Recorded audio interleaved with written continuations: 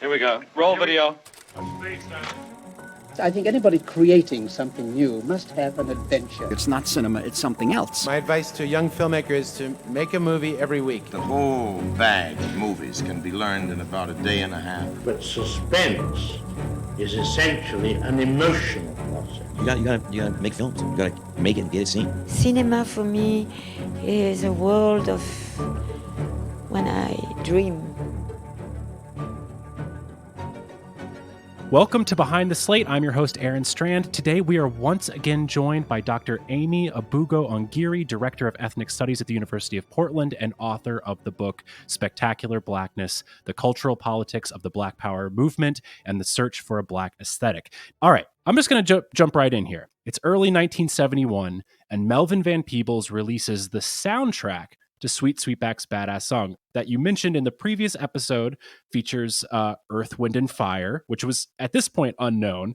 It also features Melvin himself with his distinct singing style. So what was was there any sort of response from the Black Arts movement to the Sweetback soundtrack? No, I think as far as I know, that it kind of flew under the radar because there was kind of this tension between popular culture and what Black Arts Movement creators were trying to do. So as far as I know, it kind of flew under the radar. And he was sort of, again, reaching for a popular audience with that movie. So I'm not sure he would have, Yeah, but the movie though it's this incredible explosion of like different forces that the Black Arts Movement is thinking about and kind of addressing, because on the one hand, as you mentioned previously, Sweetbacks is this incredibly avant-garde, strange movie, but it's hugely popular, and it makes $10 million in the first few months. I mean, it's just mind-blowing.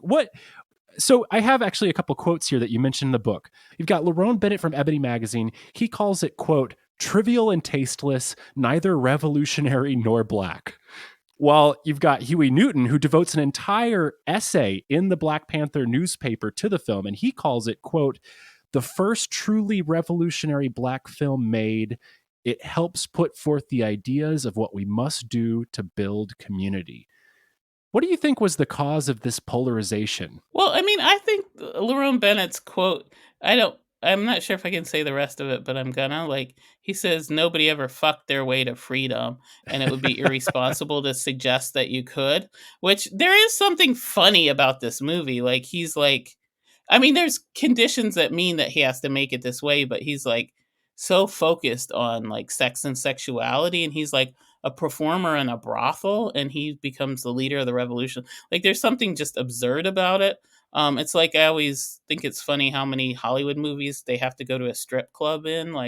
How often do people just break out? But visually, you want to see naked people. We all want to see naked people, right? So there's something, and there's also the conditions. He has to make the film, a porn film, so that he can make it without union people. And course, yeah. in order to do that, porn films are the only films you can make without a union crew. So he makes basically a porn film to use a majority non-white crew, because non-white people weren't allowed in the unions and the guilds, right? So there's these conditions that mean he has to make it. But there is something sort of absurd about the story that I think is, what Lerone Bennett is hitting on. But then on the other hand, Huey Newton and people, and obviously a whole lot of people like him saw it and saw in it this real articulation of Black urban masculinity that was liberated and free. And that was something that just wasn't on the screen, as your previous podcast show us. That just wasn't on the screen. So both things are kind of happening at once. This absurd story of this porn performer who becomes the leader of the revolution. And then this also this intense new blackness, I'm curious, just personally, do you remember the first time that you saw this film, and what did you think about it? I not only, so when I started writing my dissertation, they basically told me you can't write on this era of filmmaking. There's nothing good there. And I was kind of oh, and I went to my mom, and my mom said to me, maybe they weren't seeing in those films what we saw, because those films were good. And she was like, have you seen this film? And I hadn't. So then I managed to get a copy of it back in the days of VHS cassettes and I watched it. And honestly, it blew my mind. Just, I didn't, Blaxploitation is very formulaic and this film is not. So I just was not prepared for it on any level. And I think I had a similar reaction as the audiences at the time, and that I felt like I was seeing something completely new and that wasn't represented. And I thought it was just mind blowing and great, honestly, the first time I saw it, which was probably in my early 20s. That's amazing. In the special feature on the Criterion release of the Melvin Van Peebles Criterion disc, which you are on, you have this quote, and you say, "Every impulse in Black filmmaking can be traced back to Sweetback." What do you mean by that? Without a doubt. Without a doubt.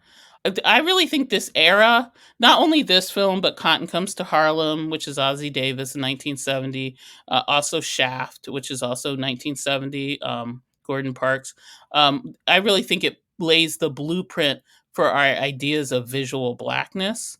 And really post the Sidney Poitier era, people wanted to see Black culture represented, and not just white ideas of Black culture, but actual Black culture.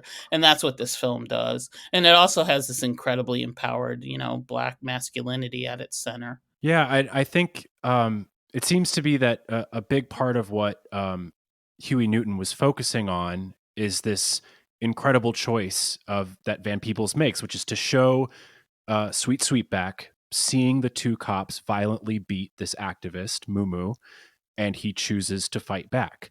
Now, in that same Criterion interview, you talk about this scene in comparison with the disturbing video of George Floyd's murder. Can you share a little bit of your thoughts about this juxtaposition? I mean, it's, a lot of people don't know the Black Panther Party also starts in response to the killing of a teenager who was, I'm blanking on his name, but he was running from the police and he was 16 years old and they shot him in the back and it was ruled justified. So police brutality is it's a really pervasive and ongoing issue. And Black Lives Matter put the videos of the violence so much into mainstream America, and we now have the ability to capture those videos, and obviously in a way we didn't in earlier eras. It just presents a counterpoint to like being beaten to death. Like, I don't know if you watched the Tyree Nichols video. If something really like totally debilitating and disempowering, even just watching that, these films provided a kind of counterpoint to the visual of Black degradation in the United States. These films provided another vision and another possibility of what Black people could do, what liberation from that kind of violence would look like and feel like. And I think you really get that in Sweetbacks in a way you almost don't in the other Blaxploitation era films, because it's so raw. Like, the number way I would describe that film is raw. It seems that to me that Sweetback, and I hadn't thought about this until reading your book, that Sweetback almost seems to kind of tie together or present this like dot on the graph, like between the Black Panthers and the Black arts movement. And it brought the rawness of that revolutionary spirit into this aesthetic presentation that was both avant-garde and yet also kind of classical. Would you agree with that? 100%. Yeah. I think that's a brilliant way to describe it. Because I think there's a certain way that, the film, he didn't have much money and but what he had was this creative spark and actually quite a lot of training at this point. And he really he employed everything he could, like especially the genius to get Earth, Wind and Fire. You know what I mean? When they're virtually unknown, like he just employed everything he could to get this really like raw, authentic Black cultural feel to it.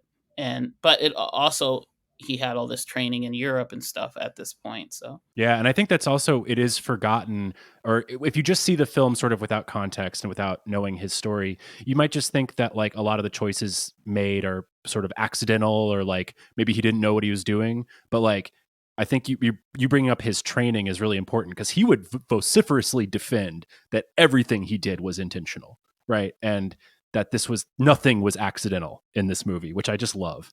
And it's just incredible to think that he was so consciously making so many choices in this film. And I also think, like Gil Scott Heron, it was, I think around, it was 1970, where he does this famous, "The revolution will not be televised." There's this like kind of idea that politics should be pure and away from media culture. And Van Peebles and a lot of these people, Gordon Parks, they just don't buy that, And I think in a certain way, he captures the feeling of the moment, but he also puts this like revolutionary spirit into film that wasn't there, that comes from Blackness, that comes from the fugitive nature of Blackness, right? Like we're always running, and and he puts that really into the film, Yeah. that raw idea of liberation and emancipation, Yes. like that you create from your own hands, like he's peeing on his wound in the desert. You know what I mean? Yeah. Your own body creates your freedom. Like that's a really powerful kind of script. Another aesthetic choice that you talk about in your book is the power of the gaze, of both the audience watching the film and then seeing the characters watching as well. And this is something that Melvin uses a lot throughout the film. Now, what do you mean by the gaze, and what is its significance in Sweetback? Well, I think Du Bois talks about, in that famous essay where he talks about the color line and all this, he talks about Black people being aware, double consciousness, this idea that you're aware of what mainstream culture wants from you, and you're always living in response to the knowledge of that, whereas mainstream culture isn't really thinking about you except how it creates you. And that kind of double consciousness, I think these movies, not only him, but even a kind of lesser filmmaker like Rudy Ray Moore, I think they're always very aware of the fact that they're working with an already set visual script of Blackness. And so they're aware of Black people's sense of being surveilled, but also watching. And I think that's a really interesting tension that's not in a lot of films. So you get a lot of scenes of you're watching people, right? Like there's a lot of scenes like that in all of these films, actually. And I think it's a really interesting like acknowledgement of double consciousness, this idea of always being aware of what society expects from you and having to build your sense of self in relationship to that. Now, of course, Sweetback is not considered the first Blaxploitation film. That honor would, like you mentioned, go to 1970s Cotton Comes to Harlem, directed by Ossie Davis and based on the novel by Chester Himes. But as you note in your book, between roughly 1970 and 1975, there are approximately 70 feature-length Black action films, either by Hollywood studios and often using African-American production and distribution staff for the first time, or by new independent African-American production companies. How did the Black Power movement and the Black arts movement respond to this sudden explosion of commodified representation? I think there's a lot of anxiety about it. Even like Huey Newton devotes a whole one of the Black Panther papers to talking about Sweetbacks and how important it is as a revolutionary film. So there's an acknowledgement of the importance of popular culture, but again, there's a kind of suspicion about the commodification of Black culture, like a knowing suspicion. So I think some of the stuff wasn't taken as seriously as it could have been. And also there's kind of a counter movement in cinema with people like Charles Burnett and the UCLA filmmakers who kind of work against what they see in Blaxploitation as being a commodification in a bad way. I would like to see the films more kind of talked about in relationship to each other rather than Blaxploitation versus, the UCLA, LA Revolution filmmakers.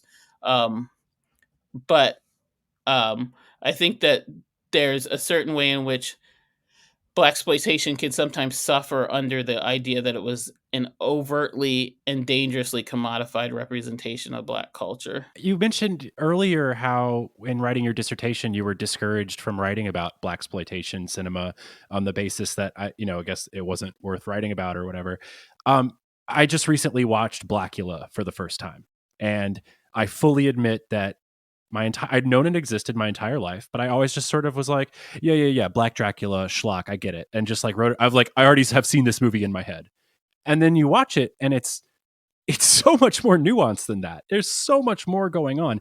What would you argue is the value, or just particularly to a modern audience, of watching these Blaxploitation era films? The weird thing is, I think that there's a kind of renaissance in mainstream culture in thinking about this era, but I think Black people never stopped watching these movies. You know what I mean? And I think partially because they're in dialogue with Blackula, in a certain way, is in dialogue with this like fears of integration and fears of what it means to interact, with white culture. Ganja and Hess is, I think, a brilliant, if we're talking about Black Oh my God. vampires. I mean, It's brilliant, right? other level. And there's a kind of contestation, does it belong in Blaxploitation or not? But I mean, all of these kind of present this kind of, all these films kind of think about the problems that Black people faced. Even a film like Coffee, which is honestly one of my favorites, it's about like addiction and what do you do with it?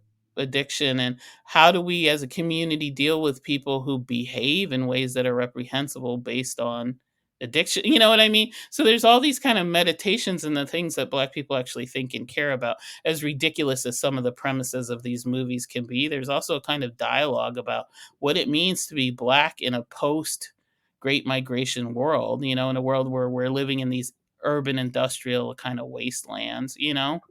Like, what does Blackness mean? How can it help us to negotiate like falling employment, like all these like incarceration, all these problems that Black people face? So I don't think Black people ever stopped watching them. I know for a fact they were always available. You know what I mean? Yeah. Like, Yeah, for sure. you could always get these movies on the bootleg or whatever in Black Right. communities. Now you write about the genre. You say, quote, the genre focused intensely on an omnipotent, omnipresent African American masculinity, a specifically limited masculinist version of Black power. But this is not necessarily indicative of the movement as a whole, specifically of the Black Panthers, correct? Yeah, no, as I said, the Black Panthers were, the membership at many times was primarily women, but they were interested in this project of reconstructing Black masculinity. So it became a sort of, in some ways, I feel like they're viewed as less nuanced than their politics actually were. They had a lot of women in power. And they were very sophisticated vis-a-vis feminism. The Black Panthers were one of the first groups to show solidarity with homosexuals, like with the gay rights movement, which was also jumping off in the Bay Area around the same time. Huey Newton wrote a statement saying that homosexuals were possibly the most revolutionary Americans, right? Before, when it was still considered like a mental illness and a crime in many areas in the United States. That's incredible. So they were very forward thinking around gender and things like that in ways that they don't get credit for, because they were so aligned with this idea of reconstructing Black masculinity, which was about showing Black men having power and being empowered. That's really interesting. And it does, I think my initial sort of like deeper understanding of the Panthers started from watching the Agnes Varda documentary, and she really shows that in such a great light, this massive female membership, and it's probably why she was interested in the first place in making the film. But also they made men, like with the free breakfast program, they had men serving breakfast to kids, and like men were also defying gender roles within the organization in ways that weren't represented in the larger kind of publicity for the organization. Like, they're, in a certain way, they were critical of the nuclear family and things like that in ways that were very forward thinking at the time, and they were critical of gender roles in certain ways, the way they operated, but in terms of this like broader script of like the brother on the block and all that, it was kind of limited. Now, would you say that there was a specific political cultural force, or was it purely an economic force that sort of brought an end to the Blaxploitation era of cinema in roughly 1975? I think that, I mean, that's a complicated, like, what, you're a film historian, so like what really ends eras, like it's always a variety of forces, but Sure. they kind of created like a really limited formula and then played it for all it was worth, and people got tired of it. And also the Ed Guerrero, the film scholar Ed Guerrero, talks about how studios figured out that the biracial buddy movie would bring in both black and white audiences. So in certain ways that they transitioned to that because they're always looking for bigger audiences, right? So in the 80s, that kind of took over, so all those like Eddie Murphy 48 Hours type movies took over because black people, you would still see authentic blackness vis-a-vis Eddie Murphy, but it would also appeal to whites. You know what I mean? So I think the rise of the blockbuster buddy movie, the kind of overuse of a simple formula of blaxploitation, it just got tired, But I still think that the ways in which they craft the black image is still what we're left with. You know what I mean? So blaxploitation ends, but I don't think its influence has ended to this moment, if that makes sense. Yeah, and I feel like just to kind of wrap this up, I mean, what do you think is that legacy of blaxploitation and black representation from this era? Well, I'm working on a piece right now looking at the movie Tougher Than Leather, which was kind of one of the early hip hop movies with Run DMC, because Run DMC quickly became the breakout hip hop act. But if you watch that movie now, and it's kind of hard to watch it because I'm not going to say they suppressed it, but I think there's a lot of reasons they don't want it seen because a lot of the language and stuff is really a bit shocking.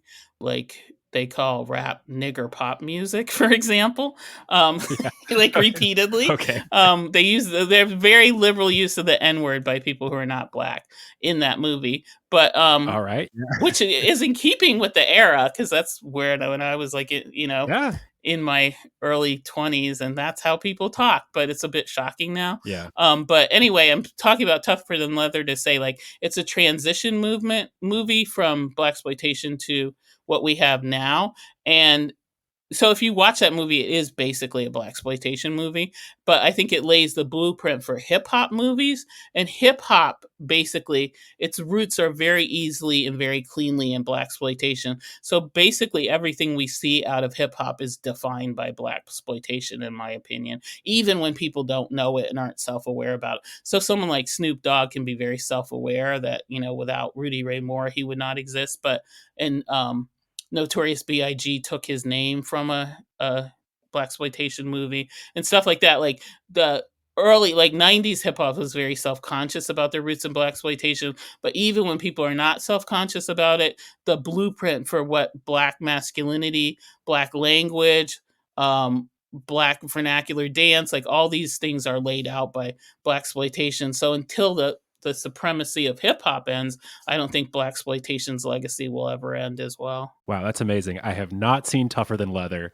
and I did not know that about Notorious B.I.G. That is that is incredible. Yeah, Biggie Smalls is a blaxploitation character. That's great. I mean, this is the kind of stuff you come here to learn. That's that's fantastic.